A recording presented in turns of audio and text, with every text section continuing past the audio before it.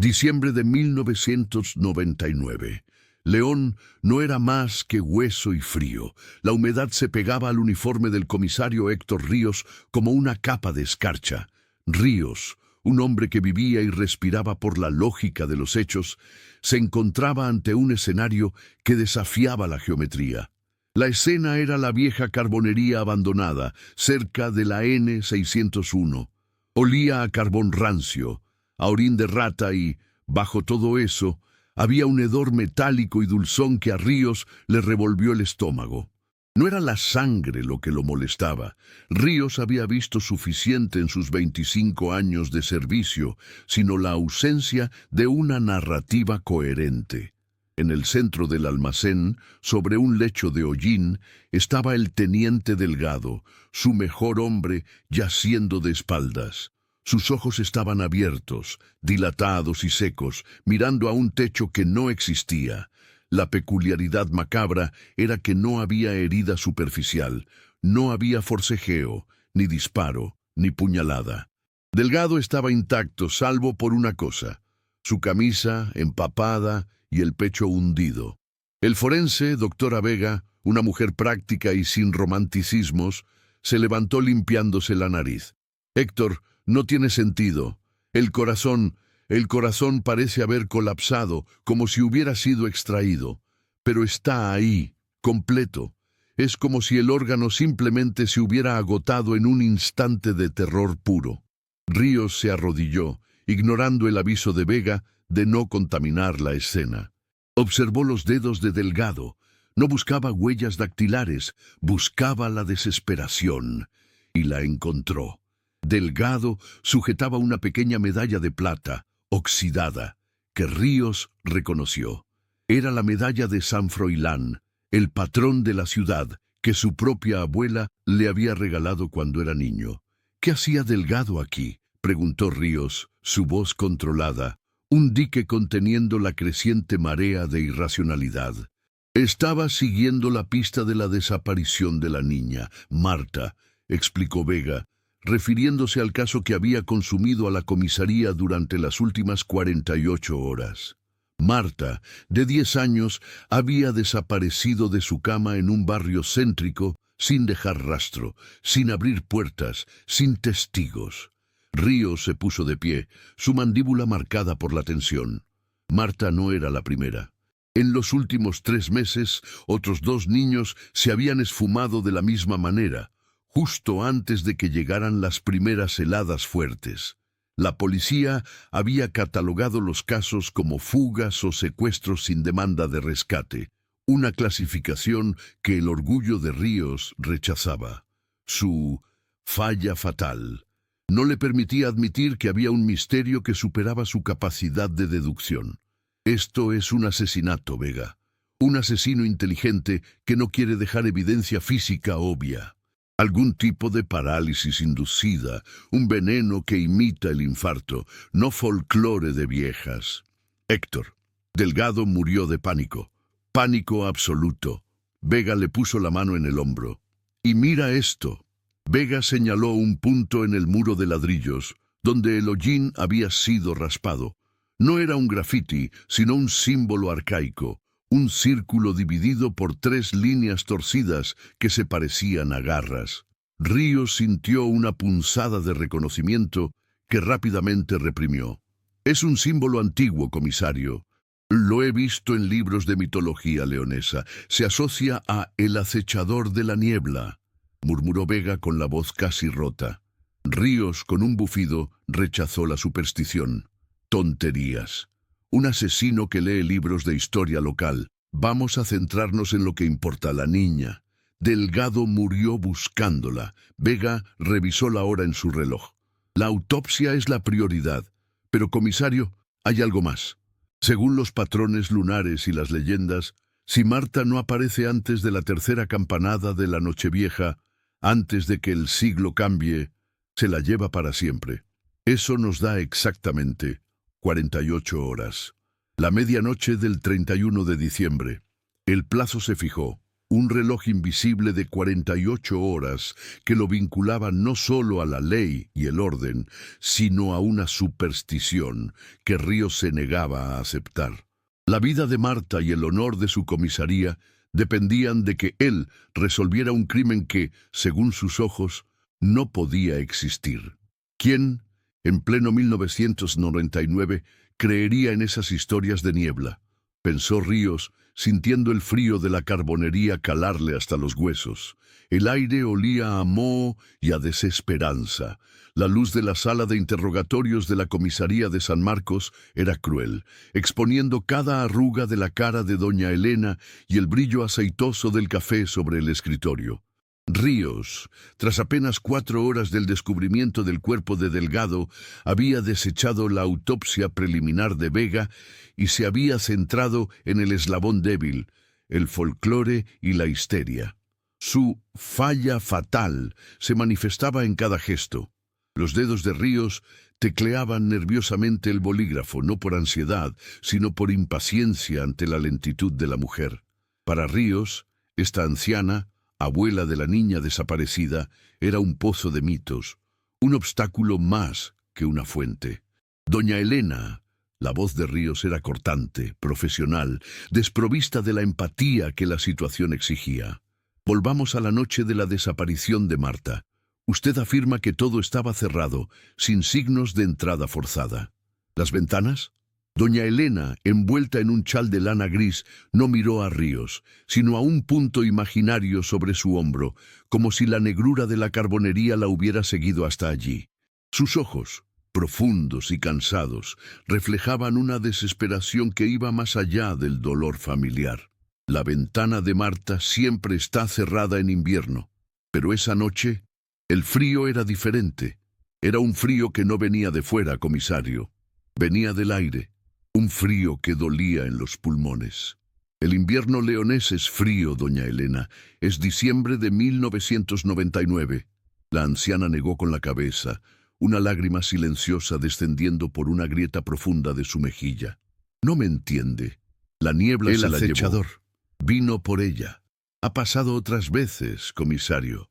Cuando el cambio de siglo se acerca y los viejos caminos se confunden con los nuevos, él reclama lo que es suyo. Ríos sintió un ardor de desprecio.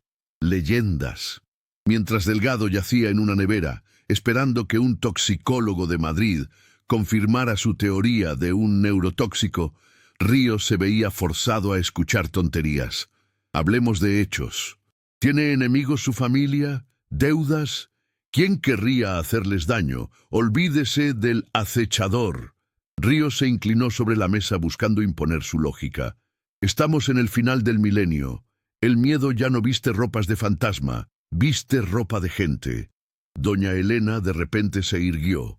Su mirada se clavó en Ríos, una acusación silenciosa que perforó el orgullo del comisario.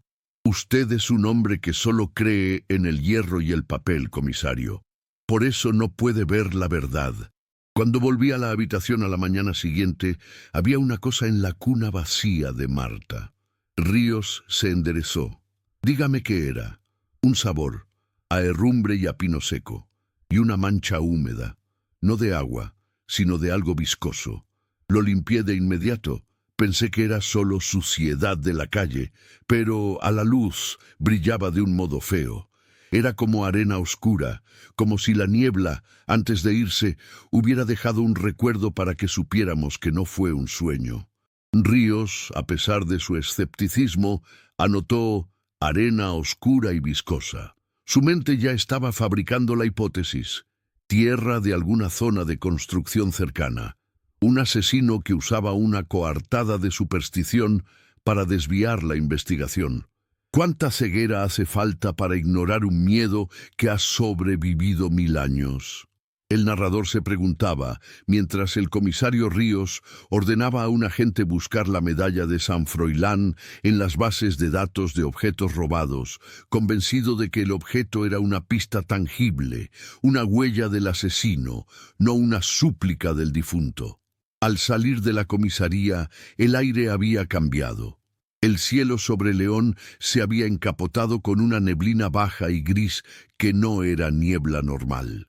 Era densa, pesada, como si la ciudad estuviera respirando bajo un sudario de lana mojada. La visibilidad se redujo drásticamente. Menos de 40 horas. El plazo se sentía, no por la amenaza del asesino, sino por la presión invisible de una ciudad que empezaba a susurrar la palabra milagro o maldición en lugar de justicia. Ríos encendió el motor de su SEAT 131, sintiendo cómo la humedad se filtraba incluso en el interior del coche. Necesitaba un rastro palpable.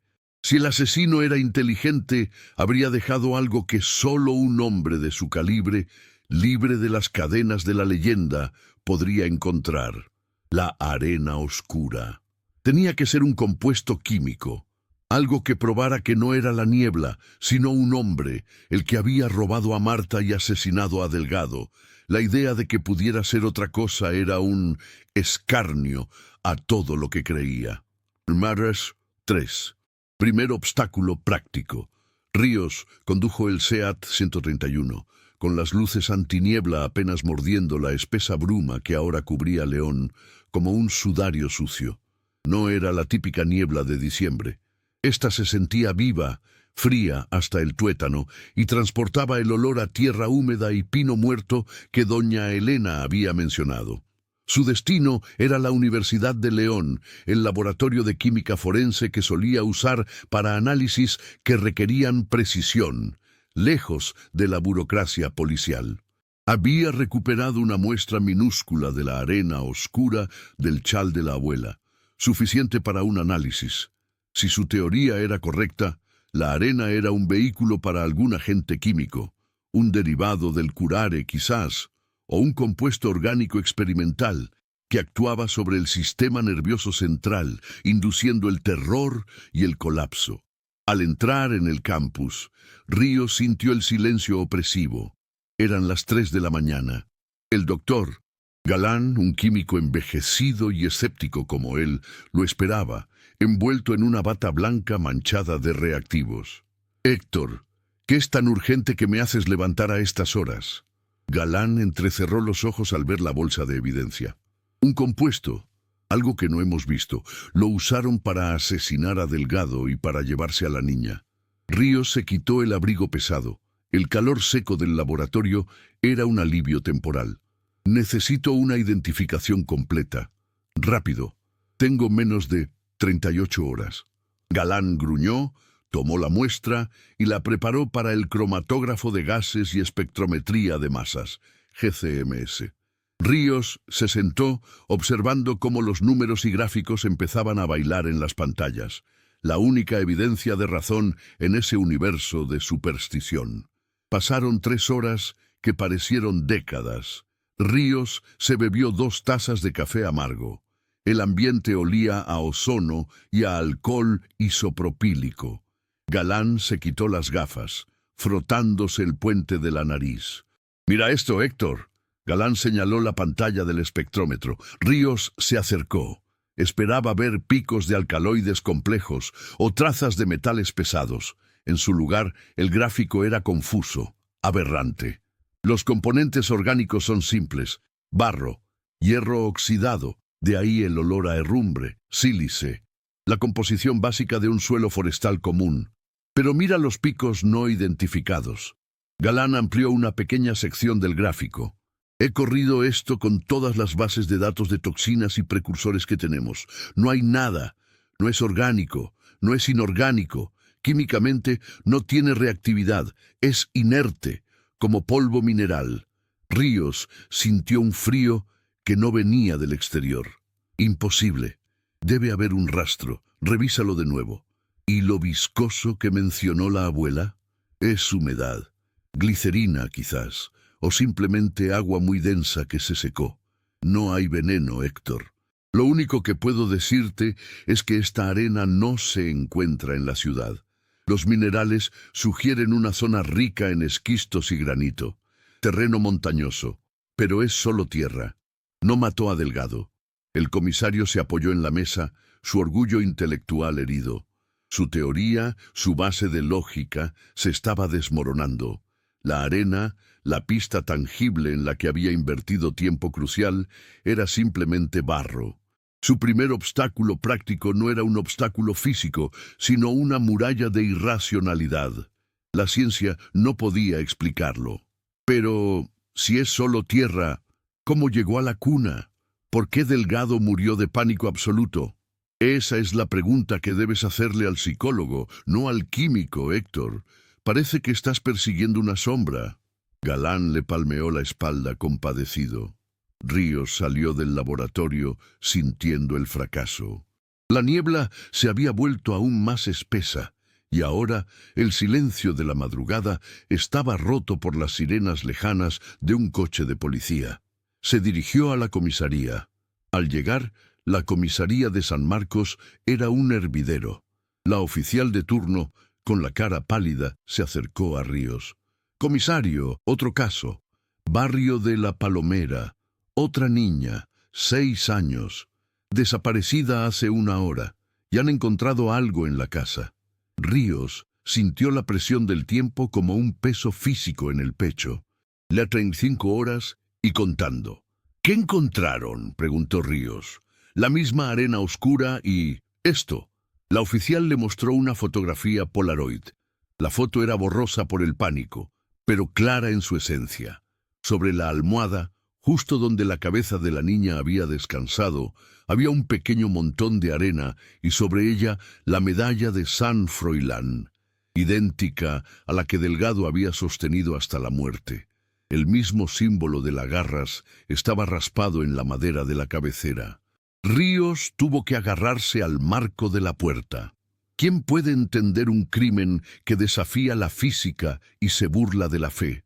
Se preguntó si otros investigadores, los que sí creían en las leyendas locales, habrían resuelto esto hace días.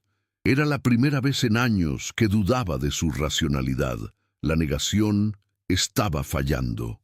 4. Complejidad y subtramas. El pánico se había multiplicado, no ya solo en las familias afectadas, sino en la policía. 3 niños desaparecidos en 3 meses, y ahora un 4.º rapto en las últimas 35 horas.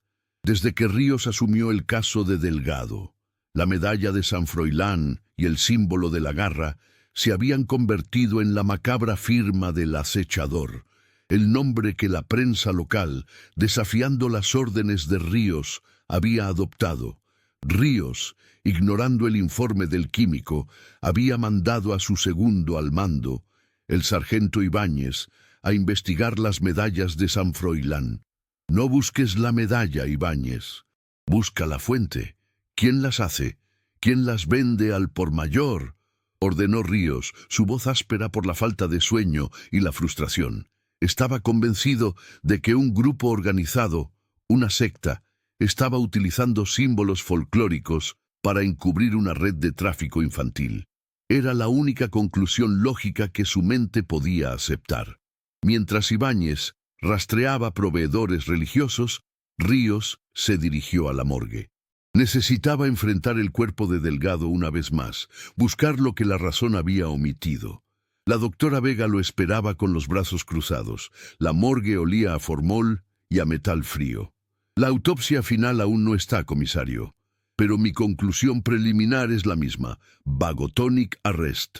Colapso del nervio vago. Muerte inducida por terror extremo. No hay veneno, Héctor». Ríos se acercó a la mesa de acero. El cuerpo de Delgado estaba cubierto por una sábana blanca. «Muéstrame el pecho». Vega descubrió el cuerpo. El torso estaba magullado, pero no por golpes. Era una palidez enfermiza. «¿Notas algo raro en las manos?». «Las uñas de Delgado están rotas. Raspó algo antes de morir, pero no hay material bajo ellas, solo piel». Ríos, con guantes, examinó la palma derecha del teniente. Delgado había sujetado la medalla con tanta fuerza que la plata había dejado una impronta en la carne. Marta, la primera niña, era la nieta de doña Elena. La segunda y la tercera no tenían conexión familiar aparente, pero esta 4ª niña... ¿Hay algo que las conecte a las 4? Vega se pasó la mano por el pelo. visiblemente agotada. Revisé los expedientes. Las 4 familias vivían a menos de 100 metros de antiguos caminos romanos, viejas rutas de transhumancia, todos cerca de la ciudad, pero en límites con zonas boscosas. Ríos sintió que el aire de la morgue se hacía irrespirable. La referencia a los viejos caminos le sonó a otro cuento de viejas. Ibáñez me ha mandado un mensaje, comisario, sobre las medallas. Vega leyó la nota en su busca. No las venden en serie, son hechas a mano, plata de baja ley, forjadas por un único artesano en el barrio de El Húmedo. El Húmedo, el corazón antiguo de León, una maraña de callejones medievales donde la modernidad apenas había raspado la superficie. Ese artesano va a hablar ahora, dijo Ríos, volviendo a ponerse el abrigo. En El Húmedo, la niebla era tan densa que los faroles de hierro forjado apenas proyectaban círculos amarillentos.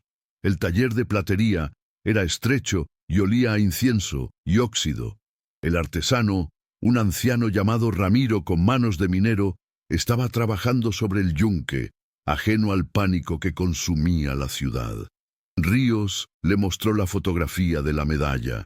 «Son mías, las hago para la cofradía de San Froilán». ¿Un robo? Su medalla fue encontrada junto a 3 niños desaparecidos y un teniente asesinado. ¿A quién le ha vendido estas medallas últimamente? Necesito una lista. Ramiro, sin dejar de martillar, levantó la mirada. No le vendí a nadie una lista de medallas, comisario. Las medallas son la protección del santo. Las medallas no se venden, se dan. ¿Dadas a quién? A las familias nuevas, comisario, a los que se mudan cerca de los caminos muertos y tienen niños. La cofradía tiene una labor social. Un buen vecino avisa y nosotros les damos la protección. Se les advierte de la niebla. De él. Ríos sintió que su teoría de la secta se volvía ceniza. El artesano, un hombre piadoso, no encajaba en el perfil de un psicópata. ¿Qué advierten exactamente? Que vigilen. El acechador no es un hombre. Es una cosa antigua, hecha de miedo. Se alimenta de la inocencia. Y cuando viene el cambio de ciclo, cuando la fe de la gente flaquea, como ahora con ese miedo del 2000, él puede pasar. La medalla es una barrera débil. ¿Y cómo sabe la cofradía quién se muda cerca de esos caminos muertos? Hay un hombre, el encargado de los registros de nuevos vecinos en el barrio, un celador de la cofradía, el señor Ernesto. Ríos anotó el nombre. Su mente buscaba desesperadamente una conexión lógica. El celador es el asesino. El folclore es la coartada. Pero, ¿por qué la medalla? ¿Y la arena? La niebla, espesándose fuera del taller, parecía reírse de su búsqueda de lo tangible. ¿Qué harías si tu única protección contra el mal es algo en lo que no crees? El dilema se presentaba brutalmente ante Ríos, un hombre cuya única religión era la evidencia. El olfato de incienso en el taller era abrumador, mezclado con el hedor a óxido. Ríos se sintió asfixiado por la fe ajena. 5. El punto medio, dilema moral, primera grande virada reversión. El señor Ernesto, el celador de la cofradía de San Froilán, vivía en un piso modesto cerca de la muralla, en una zona que todavía respiraba los aires viejos de León. Cuando Ríos llegó, el reloj de la torre marcaba las 10 de la mañana del día 31 de diciembre. Quedaban poco más de 14 horas. El plazo se había reducido a una emergencia terminal. La niebla seguía siendo una presencia física, una pared gris que hacía que las farolas encendidas parecieran soles moribundos. Ríos golpeó la puerta del piso de Ernesto. Ernesto era un hombre de unos 50 años, de manos temblorosas y ojos vidriosos. No era el asesino calculador que Ríos imaginaba, sino un hombre roto. «Comisario, sé por qué viene». «Lo sé». Ríos, ignorando el protocolo, irrumpió en el salón. El apartamento olía a miedo y a lavanda vieja. En la pared, Enmarcados, colgaban recortes de periódicos amarillentos de hacía 30 años, historias de niños desaparecidos, casos no resueltos en León. Usted sabía dónde vivían los niños. Usted les entregó las medallas. ¿Por qué, Ernesto? Para marcarlos. ¿Es usted el acechador? Ernesto se dejó caer en un sillón, cubriéndose la cara con las manos. Dios me libre, comisario. Yo trato de protegerlos. Yo les doy la medalla para que se protejan, pero mis protecciones son débiles. Él es fuerte. Deje de hablar de fantasmas. Hable de logística. ¿Cómo entra sin forzar las cerraduras? ¿Cómo asesina a un policía entrenado con un simple susto? Ernesto retiró las manos, sus ojos llenos de un terror genuino. No es un hombre, comisario, es la niebla. Delgado. Delgado murió porque vio algo. No fue un veneno, fue el horror de verlo. Ver qué, sea específico. La forma en que se mueve, comisario. Viene de la tierra, se desliza por las casas. No necesita abrir puertas. Se cuela por las grietas, por el polvo de la casa. Y siempre, siempre deja la arena oscura. La arena no es tierra, son restos de la tierra que él ha reclamado, la tierra que él pisó. Ríos sintió que estaba perdiendo el control. Necesitaba una evidencia concreta para arrestar a Ernesto, pero el hombre solo ofrecía mitología. Usted tiene los registros de los viejos caminos. ¿Dónde los guarda? En el sótano, en la cofradía. Ríos no esperó. Arrastró a Ernesto fuera del apartamento y se dirigieron al edificio de la cofradía de San Froilán, un antiguo convento de piedra en las afueras. El sótano era frío y olía a cera de vela rancia y a papel viejo. Estaba lleno de cajas de documentos. Encontraron el registro. Ríos empezó a hojear los planos antiguos de la ciudad, ignorando los rezos silenciosos de Ernesto. Y entonces, la primera gran virada. Ríos no encontró un patrón de secuestro, encontró un patrón de advertencia. Los documentos mostraban que la cofradía había estado advirtiendo y dando medallas a familias en esos caminos muertos durante décadas, siempre que la desaparición de un niño se hacía pública. Delgado, el teniente, estaba en la carbonería, porque había sido la única vez que el acechador había atacado cerca de una línea de investigación. Delgado no estaba siguiendo a un asesino, Ernesto. Delgado estaba buscando algo que el asesino dejó caer. El miedo, comisario. El acechador se lleva a los niños porque ellos son la manifestación de la inocencia, pero a veces, si lo enfrentan, les roba algo más, su sombra física. Ríos se detuvo, su mente procesando la tontería con un nuevo grado de urgencia. Sombra física. ¿Y qué es la sombra según sus leyendas? Ernesto señaló un mapa antiguo. La niebla no puede tocar el metal puro. Por eso la medalla es una defensa, un punto de luz. Pero si la sombra encuentra un metal impuro, como la plata de la medalla, puede corromperla. Delgado, al enfrentar la niebla, probablemente no soltó la medalla. El acechador tomó un precio. Ríos sintió un escalofrío que no era del sótano. La medalla de San Froilán en la mano de Delgado no era una pista, era una prueba de que Delgado había enfrentado algo. Dilema moral. Ríos se enfrentaba a la elección más difícil de su carrera. Podía arrestar a Ernesto por obstrucción, mantener su teoría lógica y dejar que la prensa linchara al culpable, o podía aceptar que la realidad había superado a la lógica. Si elegía la fe, fallaría a su propia razón. Si elegía la razón, 4 niños morirían. Ríos miró al mapa. El patrón de los ataques era claro. Los 4 niños desaparecidos vivían en 4 puntos distintos que, al unirse en el mapa, formaban una Y imperfecta. Una rin gigante que atravesaba el corazón de León. ¿Qué significa esta X, Ernesto? Ernesto se acercó, sus ojos fijos en la marca que Ríos había trazado. No lo sé, comisario, pero hay una cosa que sí sé de él. El acechador debe llevarlos a un lugar para que el rapto sea permanente. a donde las sombras se encuentran con la tierra. De repente, un estruendo metálico resonó arriba, pasos pesados en el piso de madera. «Comisario Ríos, abajo, tenemos el sótano rodeado». Ibáñez había encontrado la dirección de Ernesto y, temiendo que estuviera reteniéndolo, había enviado un equipo SWAT.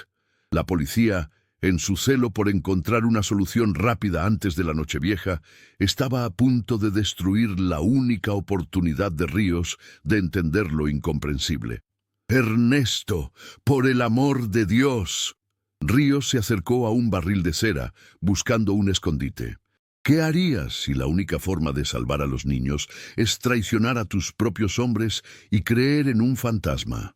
La niebla, fuera del sótano, parecía esperar su respuesta. 6.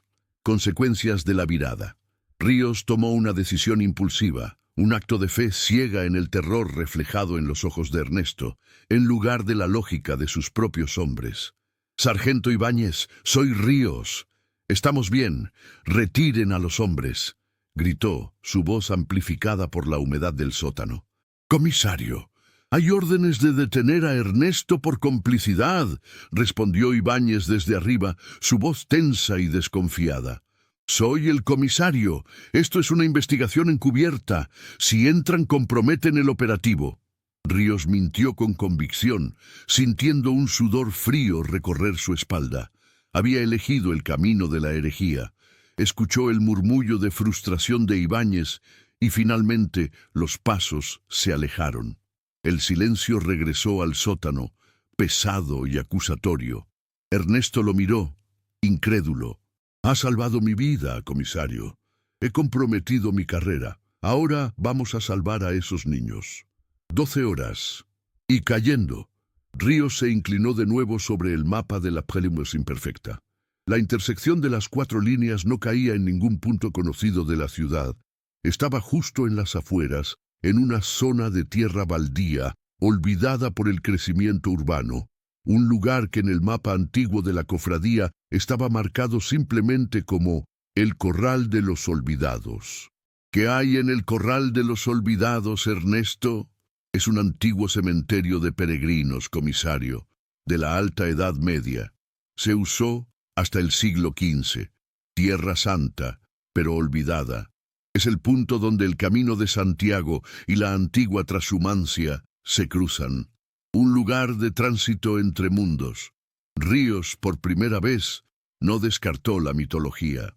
Si el acechador no era un hombre, necesitaba un punto de inflexión geográfica para cruzar la línea y llevarse a los niños para siempre. Si el acechador necesita ese lugar, ¿por qué tardó 4 veces en llegar a él? ¿Por qué no los tomó a todos de una vez? Ernesto tembló al hablar. Él no puede manifestarse por completo sin energía. Necesita algo para materializarse. Los niños son el bocado, comisario, pero la Feon es la llave. La niebla se alimenta del miedo al cambio, el miedo del año 2000, el fin del siglo. Eso lo hace fuerte, pero necesita un sacrificio de pureza para consolidar su poder antes de la medianoche. Por eso deja la medalla, para demostrar que ha vencido a la última línea de defensa. La nueva línea de investigación era absurda, pero tenía una coherencia interna que el análisis químico no ofrecía. El asesino no era un hombre, era una entidad que se manifestaba a través de la histeria colectiva, y el teniente Delgado, con su muerte por terror puro, había sido la batería perfecta. Necesitamos ir a El Corral, pero no podemos ir por la carretera. La niebla es demasiado densa, dijo Ríos, comprobando el cielo a través de una ventana enrejada. Hay un camino de servicio abandonado, comisario, cerca del río Torío. Es solo para tractores, pero es más directo. Mientras Ríos y Ernesto salían del convento, Ríos sintió la traición de su cuerpo. El corazón le latía con una rapidez anormal. Su mente racional se había rendido, y ahora cada nervio de su cuerpo gritaba «peligro». Había cambiado la pistola por la plegaria, el informe por la leyenda. De vuelta en el SEAT 131, Ríos llamó a Ibáñez por el móvil, evitando dar detalles sobre Ernesto. «Sargento, necesito que reúnan a todo el personal en la comisaría. Refuerzos en la N-630. Y necesito que localicen al párroco de San Martín. Que me traiga cualquier objeto bendito que pueda encontrar. Necesito todo el hierro bendito que exista en la ciudad». Ibáñez dudó al otro lado. «¿Hierro bendito, comisario? ¿Para qué?» «Protección, Ibáñez. O me haces caso, o el próximo cuerpo en la morgue será el mío». Ríos colgó antes de que Ibáñez pudiera objetar. La niebla se había tragado las luces de la ciudad. El olor a pino muerto y a humedad se había intensificado. Ríos sentía el miedo, un miedo primitivo y frío que no había experimentado desde su infancia. Era la comprensión de que, si fallaba, no solo perdería a los niños, sino que también abriría la puerta a un terror que la ciencia no podría volver a cerrar. ¿Quién de ustedes se atrevería a confiar en una leyenda para salvar vidas? Ríos, el hombre de razón, estaba a punto de descubrirlo. El motor del SEAT rugió, adentrándose en el camino abandonado, buscando el corral de los olvidados bajo un cielo que gritaba medianoche. 7. Falsa esperanza. El camino de servicio, poco más que 2 surcos de barro congelado, exigía toda la atención de Ríos. La niebla era una cortina tan espesa que las luces del SEAT rebotaban inútilmente. Ernesto a su lado sostenía un viejo crucifijo de roble. Había dejado de temblar y ahora transmitía una calma extraña, la de quien acepta el destino. El corral está cerca del viejo puente de piedra. Se dice que esa piedra fue testigo de muchas muertes. Ríos, concentrado en no despeñarse en una acequia, sintió una punzada de falsa esperanza. Había actuado. Había tomado la decisión correcta al ignorar a Ibáñez y al químico. Ahora que seguía el único rastro coherente, el patrón geográfico, quizás la criatura fuera estúpida o ritualista en exceso. Quizás solo tenía que encontrar el punto de convergencia para hallar a los niños en un estado de trance. De repente, la niebla se disipó ligeramente, revelando un claro. Vieron un grupo de árboles retorcidos y en el centro, la silueta baja y redonda del viejo cementerio. Una colina suave cubierta de lápidas inclinadas, cubiertas de hiedra y escarcha. Ríos detuvo el coche. 10 horas. Restantes. El aire allí era frío, pero no se sentía el pino muerto. Olía a tierra recién movida y a algo más, algo parecido a azufre. «Hemos llegado, y parece que él ha estado ocupado», murmuró Ríos, señalando una zona de excavación reciente cerca de un monolito central. Bajaron del coche. Ríos, por instinto, agarró su pistola reglamentaria, la única herramienta tangible que le quedaba, aunque sabía que una bala no detendría una sombra. Al acercarse a la zona excavada, descubrieron que no era una fosa, sino un agujero superficial, perfectamente circular. En el centro del círculo, sobre la tierra removida, había 5 objetos. 4 eran ropas de niños, pequeñas y arrugadas, con la humedad viscosa de la niebla. El 5.º objeto era una pala de jardinero, abandonada. Ríos sintió un nudo en la garganta. La ropa de Marta, de la otra niña desaparecida hacía 3 meses, y las de las 2 más recientes. «Aquí están, Ernesto. Los encontramos. Están cerca». «No, comisario», dijo Ernesto con la voz ahogada. «No es un encuentro. Es el descarte. Él solo necesita el alma. La ropa es para decirnos que el proceso está completo». Ríos se arrodilló, revisando la ropa. Estaban frías, pero no completamente congeladas. Un momento. Ríos se puso de pie, su orgullo lógico regresando con fuerza. La pala. Si es una entidad sobrenatural, ¿por qué usa una pala? Esto fue hecho por un hombre, Ernesto. ¡Un hombre! Ernesto se acercó, señalando la pala. «Mírela bien, comisario». La pala era vieja, con un mango de madera pulida por el uso. Pero en la hoja de metal, Ríos vio el inconfundible símbolo. 3 garras raspadas, la firma del acechador. «No, Es la misma arma que usa el celador. El asesino está usando la leyenda como coartada. Usted nos llevó aquí para culparme a mí de la desaparición y ganar tiempo. Usted es el asesino, Ernesto. Ríos apuntó con la pistola al pecho de Ernesto. Su rifalla fatal regresó con una fuerza abrumadora. La falsa esperanza de haber encontrado a los niños rápidamente le había nublado el juicio, haciéndole aferrarse al último cabo de razón que le quedaba. Tenía que ser un hombre, tenía que ser una secta, no podía ser un fantasma. Comisario, escúcheme. El acechador tiene un huésped, una persona que le sirve de puerta. ¿Y ese huésped es usted? No. El acechador no puede usar a un hombre que cree.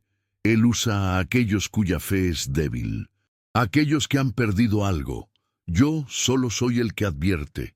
Ríos estaba a punto de arrestar a Ernesto, su dedo en el gatillo, cuando un sonido lo detuvo. No era un paso, era un susurro largo, seco, como arena deslizándose sobre ladrillos. El sonido venía de la base del monolito. Ríos bajó la pistola ligeramente, dirigiendo la linterna al monolito. En el centro de la piedra, donde el hollín había sido raspado en la carbonería, había un agujero, y en ese agujero algo se movía. Si el culpable fuera tan obvio, la historia no dolería tanto. El narrador recordó el destino del propio Ríos. Ríos se acercó. El olor a azufre se hizo nauseabundo. Lo que se movía no era un animal, era la niebla, pero condensada, girando como un torbellino lento, oscuro, con una textura de ceniza gruesa. Y dentro de esa niebla, Ríos vio, por una fracción de segundo, unos ojos. Ojos amarillos, sin párpados, que reflejaban el miedo del universo entero. La niebla condensada se expandió, y Ríos escuchó el grito seco de Ernesto que cayó al suelo, el crucifijo de roble rodando inútilmente. El acechador había dejado la ropa, la pala, y ahora venía por el testigo. Ríos, superado por el terror visceral que había matado a Delgado, sintió que su corazón se apretaba como un puño de hierro. La pistola se le resbaló de la mano, cayendo en el barro. No era un hombre. Era la pesadilla. 8. La crisis. 75%. Todo da errado. Pérdida total. El acechador no se movía como un ser vivo, sino como una mancha de aceite negro sobre agua, extendiéndose desde el agujero del monolito. El aire a su alrededor se volvió gélido. Ríos intentó respirar, pero sus pulmones se negaron a trabajar. El sonido de arena seca frotándose contra la piedra crecía hasta convertirse en un rugido sordo. Ernesto, tirado en el suelo, forcejeaba por alcanzar su crucifijo. La entidad avanzó hacia él, sin prisa, y al tocar el cuerpo del celador, la niebla oscura pareció succionar el color de su piel. Ernesto se encogió, emitiendo un sonido estrangulado, y su rostro se transformó en una máscara de horror seco. Murió en segundos, exactamente como Delgado. Ríos, paralizado por el pánico, sintió el mismo terror indescriptible que había matado a su teniente. Su orgullo intelectual se rompió. Era real. Todo lo que había negado era la verdad. La crisis había llegado, y lo había dejado sin su única arma, la lógica. El acechador se volteó hacia Ríos. No tenía forma definida, solo una concentración densa de neblina y hollín, coronada por esos dos puntos amarillos incandescentes. Ríos pudo sentir la entidad sondeando su mente, buscando su punto más débil. Ríos, arrastrándose hacia atrás, tropezó con su pistola abandonada. La recogió.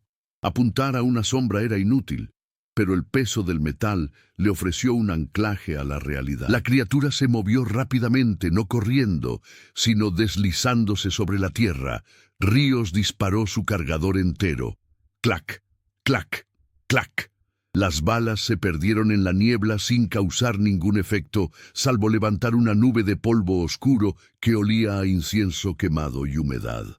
Mientras la entidad se acercaba, Ríos vio el símbolo de las garras en la base del monolito. el mismo símbolo que estaba en la carbonería, en la cuna de la última niña y en la pala. Ríos entendió. El acechador no usaba la pala, el acechador era el catalizador, y alguien más estaba preparando el suelo. ¿Pero quién si Ernesto había muerto? La niebla negra se detuvo a 3 metros. Ríos sintió la presión en su pecho. Sus manos temblaban tanto que la pistola vibraba. Podía sentir el frío hasta en los huesos. Esto era la muerte por miedo. Vagotonic Arrest, en su máxima expresión.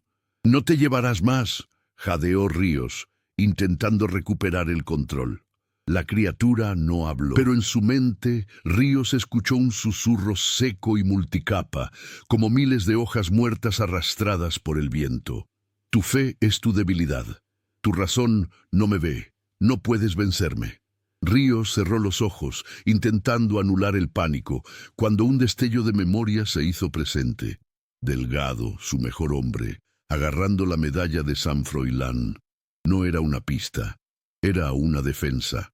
Ríos metió la mano en el bolsillo del abrigo y sacó la medalla que había recogido del suelo de la carbonería.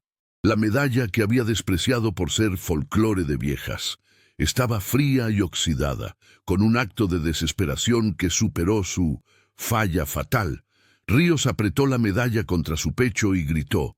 No una orden de policía, sino una súplica, una rendición a lo incomprensible. La niebla negra se detuvo de golpe. Un sonido chirriante, como metal raspando vidrio, emanó de su interior. La entidad no podía tocar el metal, o más bien, no podía tocar el metal que representaba la fe. Ríos se puso de pie, usando la medalla como un escudo improvisado. La criatura retrocedió 1 metro. «Si no puedes tocarme, ¿quién te ayuda? ¿Quién te sirve?» La niebla negra giró, no hacia Ríos, sino hacia el camino por donde habían llegado. Ríos entendió. La pérdida total. No era solo la vida de Ernesto y los niños. La pérdida total era que había perdido tiempo crucial en buscar al asesino en el folclore, en lugar de buscar a su huésped humano. De repente, un destello de luz cortó la niebla desde la carretera. Una sirena chirrió, no con la autoridad policial, sino con un sonido civil. Era el sonido de un coche familiar. Ríos corrió hacia el vehículo, sintiendo cómo el miedo le quemaba el pecho. Al llegar, la niebla se disipó lo suficiente para que viera el coche. Un viejo Renault 12. Dentro, al volante, estaba el párroco de San Martín, un hombre de unos 50 años, gordito y bonachón. El párroco no conducía, estaba inconsciente, reclinado sobre el volante, el motor aún encendido. A su lado, en el asiento del copiloto, Ríos vio los objetos que le había pedido. Una bolsa llena de crucifijos y objetos de hierro bendito. «¡Padre! ¡Despierte!». Ríos golpeó el cristal. Entonces notó algo. Las manos del párroco no estaban en el volante. Estaban apretando un objeto que Ríos reconoció con un terror gélido. La crisis se profundizó. El párroco no había llegado a ayudar. Había llegado a ser el puente. En sus manos, el párroco sostenía una pala de jardinero con el mango de madera pulida. El acechador no tenía un celador, tenía un sacerdote. Dunmarasutra 9. La noche oscura del alma. Reflexión interna. Plus CTA invisible de dilema moral. Ríos se alejó del Renault 12, con la respiración entrecortada.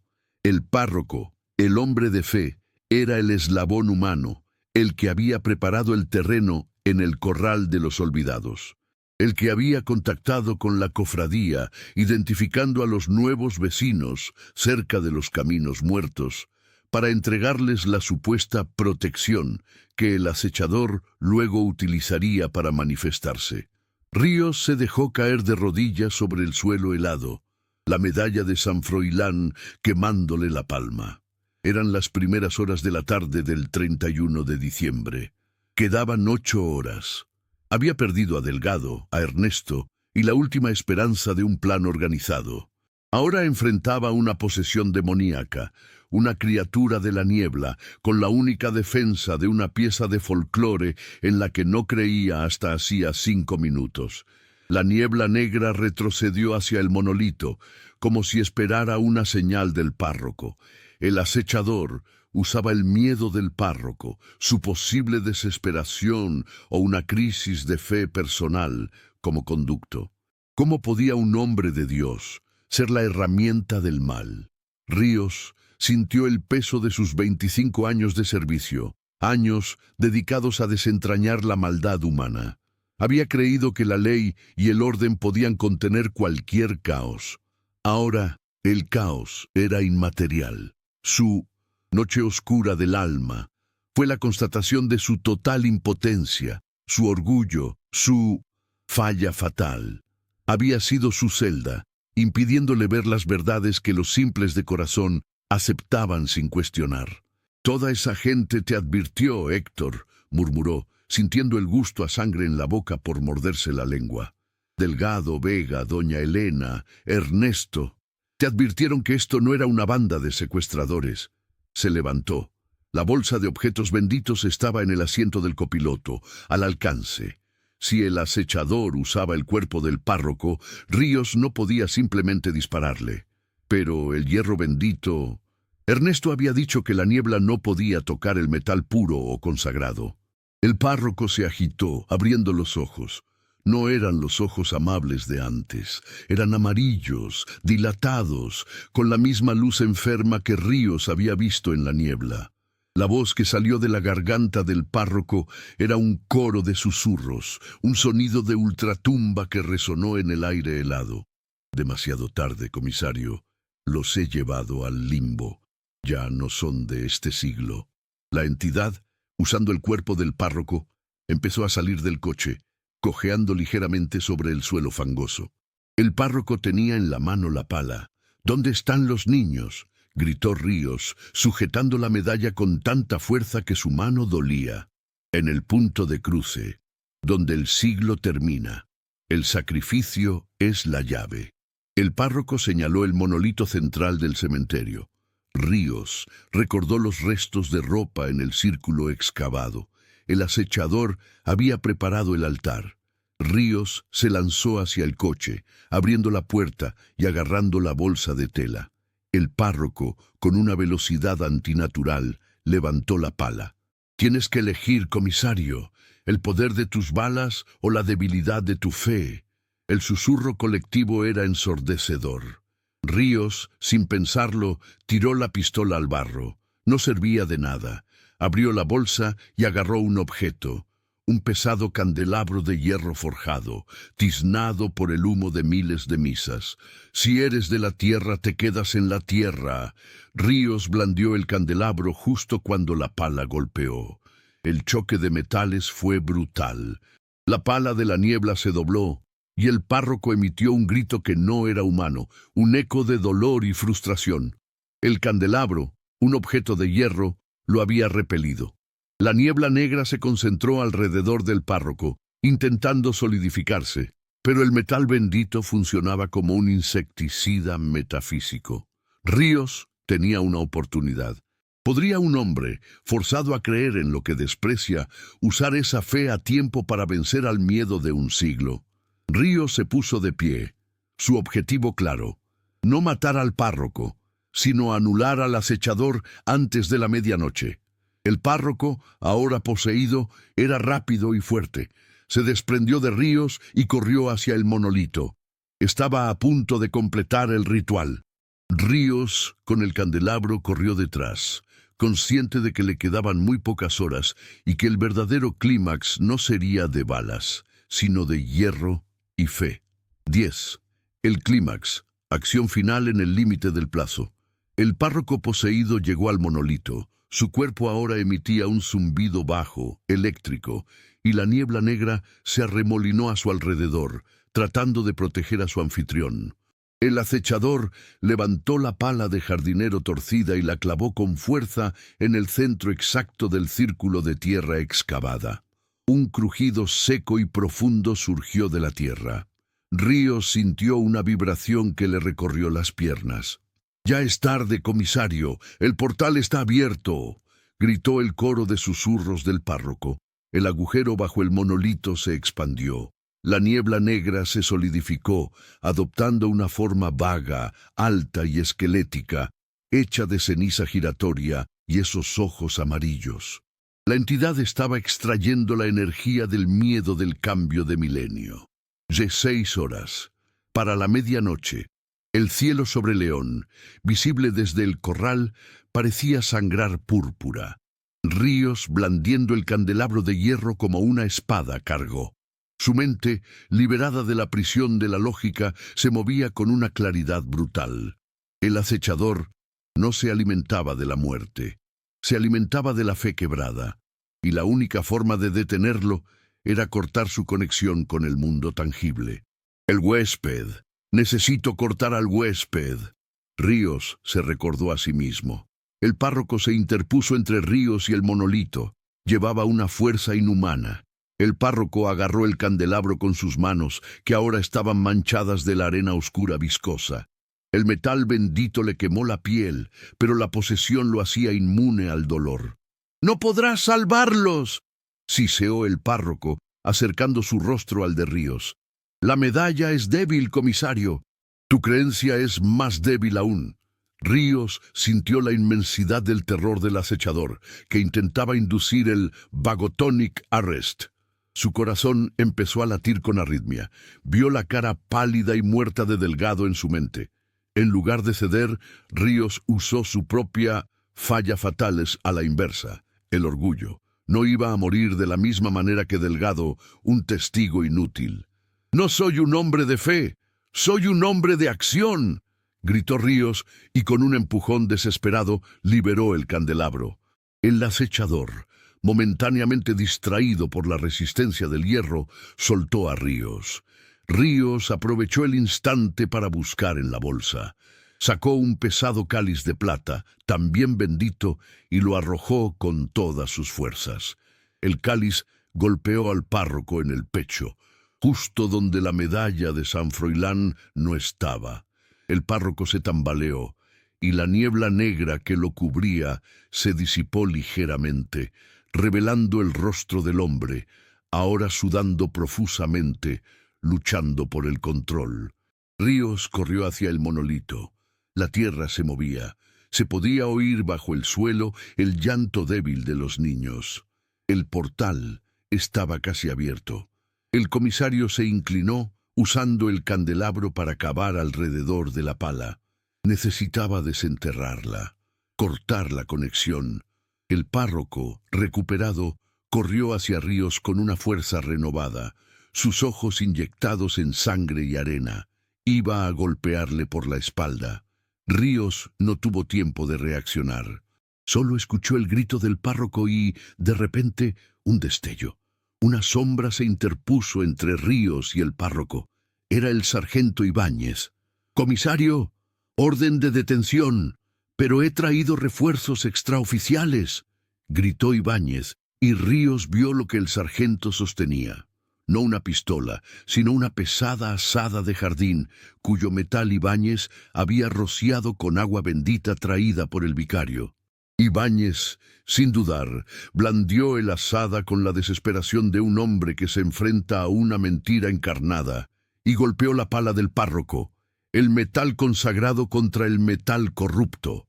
Un sonido agudo y estridente, como la ruptura de la misma realidad, hizo que la niebla negra gritara. La pala se partió por la mitad.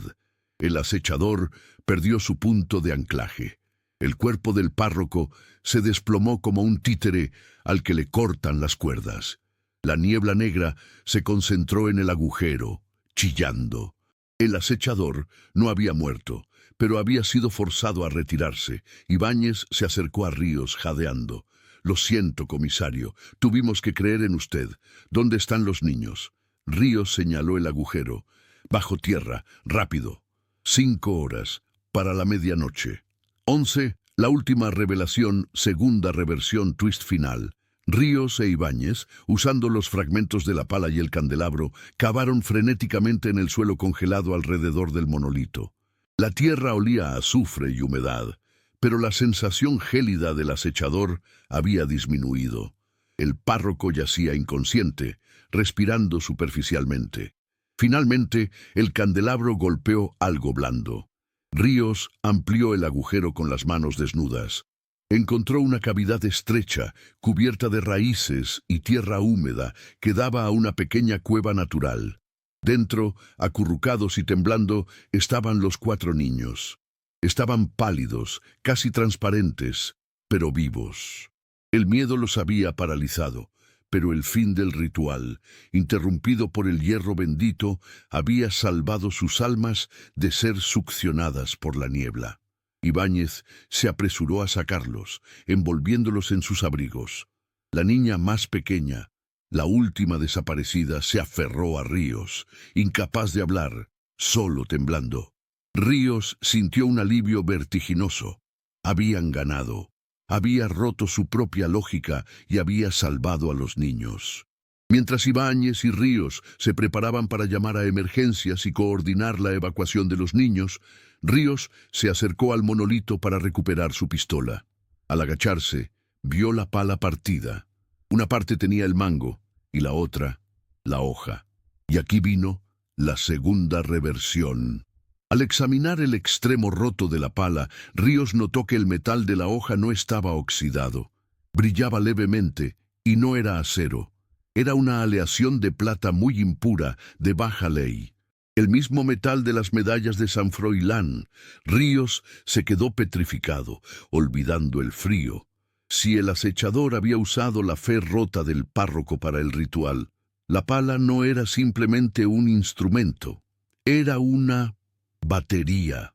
Recordó lo que Ernesto había dicho. La sombra encuentra un metal impuro, como la plata de la medalla, puede corromperla. Si la plata corrompida era la clave, Ríos pensó en la medalla de Delgado. Ríos corrió al cuerpo de Delgado en la carbonería. ¿Por qué había estado allí? Delgado estaba siguiendo el rastro del folclore, sí, pero también había estado en esa zona. Y esa medalla que Delgado sujetaba hasta la muerte. Ríos recordó la conversación en el taller del platero. Las medallas no se venden, se dan a las familias que viven cerca de los caminos muertos. Ríos revisó los bolsillos del párroco inconsciente. No había nada, pero recordó la pala torcida. ¿Qué había pasado con la medalla del párroco? La verdad lo golpeó con la fuerza de un rayo frío. El acechador no se manifestó para llevarse a los niños. Se manifestó para llevarse la fe, y había un elemento que Ríos no había considerado. El párroco era el huésped. Ernesto era el testigo. Delgado era la víctima de la manifestación. Ríos regresó al monolito y examinó el cuerpo del párroco. El acechador había entrado en su vida, sí, pero lo que lo había convertido en huésped no era la falta de fe, sino algo más íntimo. Ríos revisó el cuello del párroco, bajo la sotana. Encontró una cadena y en el extremo una medalla. No de San Froilán, sino una medalla de la Virgen de la Encina. Pero al lado de esa medalla había una marca, una cicatriz redonda, de hace mucho tiempo, una quemadura. Y sobre esa quemadura, Ríos vio un símbolo tatuado, diminuto, apenas visible, que había sido oscurecido con tinta barata. Era el símbolo de las 3 garras. El párroco no fue poseído. Él era el acechador. El párroco no había sucumbido a una crisis de fe del milenio. Había estado sirviendo a la niebla toda su vida. El párroco había sido el niño desaparecido hace 30 años, al que nadie había encontrado, y que la niebla había corrompido en lugar de consumir. Él no era el portal. Él era la manifestación humana del terror. Ríos se llevó la mano a la boca, la medalla de San Froilán ardiendo en su mano. Delgado no murió por ver un fantasma. Murió porque reconoció al acechador. Delgado había estado investigando los casos viejos de desaparición y había reconocido el patrón de la medalla en el cuello del párroco, que le habría sido familiar por las fotos antiguas. El pánico de Delgado fue el pánico de reconocer la maldad humana revestida de folclore. La criatura no era una sombra abstracta. Era la manifestación de la maldad que se había alimentado de la fe para disfrazarse de leyenda. 12. Resolución agridulce. Victoria con costo permanente. El helicóptero de la Guardia Civil finalmente rompió la densa neblina, su ruido aserrando la quietud del corral de los olvidados. La medianoche se acercaba rápidamente, las últimas campanadas del siglo.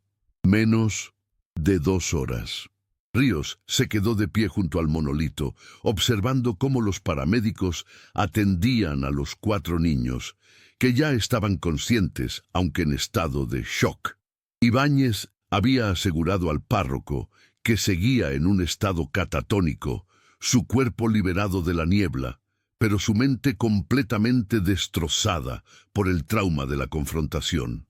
Ríos, con la medalla de San Froilán aún en la mano, se enfrentó a la doctora Vega, que había llegado con los refuerzos. Ella le ofreció una manta térmica. ¿Qué pasó aquí, Héctor? Parece una zona de guerra. ¿Y el párroco?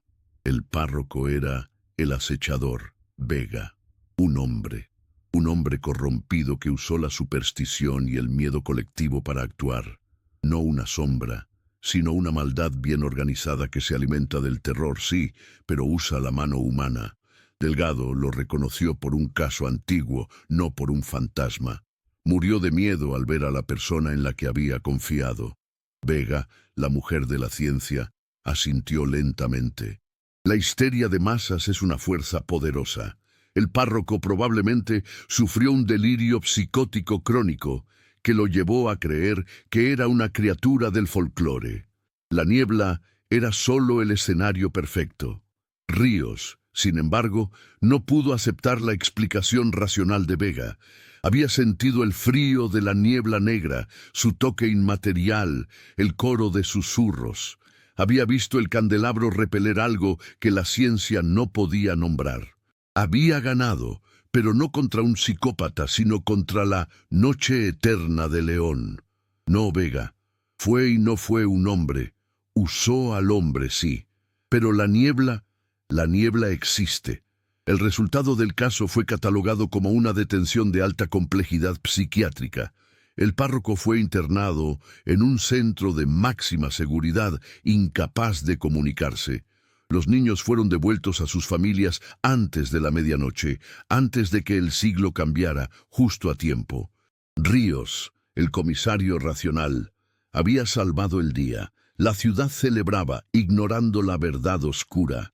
Pero la victoria de Ríos fue agridulce. Un mes después, Ríos renunció a su puesto. Su oficina estaba impecable, despojada de cualquier recuerdo. La última noche en la comisaría guardó su pistola en la caja fuerte. No la usaría más. La medalla de San Froilán, el objeto que lo había salvado, la llevó consigo. La colgó en el espejo retrovisor del SEAT 131, un recordatorio constante de su humillación y salvación. La secuela de la confrontación fue más profunda que las heridas físicas. Ríos ya no podía dormir sin la luz encendida. Cada vez que la neblina invernal cubría la ciudad, sentía el sabor a herrumbre y pino seco en la boca. Su falla fatal había sido curada, reemplazada por la aceptación forzosa de que el mundo contenía más horrores de los que la razón podía contener. El comisario Héctor Ríos se convirtió en un hombre de fe silenciosa. Nunca más despreció las leyendas, ni el miedo de los ancianos. Se mudó a un pueblo pequeño en los picos de Europa, viviendo una vida de reclusión, vigilando las nieblas que se arrastraban por las montañas. El caso fue cerrado. Los niños estaban a salvo, pero el coste de la victoria fue la pérdida de su lógica y su paz mental. El acechador no se había llevado el alma de los niños, pero se había llevado la incredulidad de Ríos. Ríos había mirado a la niebla, y la niebla lo había mirado a él, dejando una sombra permanente en su espíritu. La noche eterna de León nunca dejó de doler.